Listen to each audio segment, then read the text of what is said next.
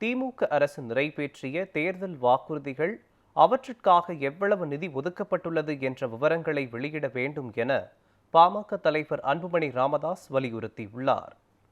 இது தொடர்பாக அறிக்கை வெளியிட்டுள்ள அவர், திமுக அளித்த 505 வாக்குறுதிகளில் பரிசீலனையில் உள்ளதை சேர்த்து மொத்தம் 404 வாக்குறுதிகள் நிறைவேற்றப்பட்டு விட்டதாக அமைச்சர் தங்கம் தென்னரசு கூறியதாகவும், இது அப்பட்டமான பொய் என்றும் குறிப்பிட்டுள்ளார்.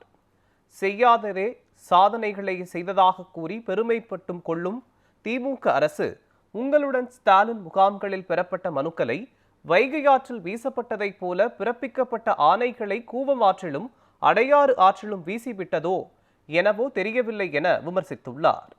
நிறைவேற்றப்பட்ட வாக்குறுதிகள் குறித்த விவரங்களை வெளியிட வேண்டும் என்றும், இல்லையெனில் தமிழக மக்களுக்கு துரோகம் செய்துவிட்டோம் என்று ஒப்புக்கொண்டு ஒட்டுமொத்த அரசும் மக்களிடம் மன்னிப்பு கேட்க வேண்டும் என்றும் அன்புமணி வலியுறுத்தியுள்ளார்.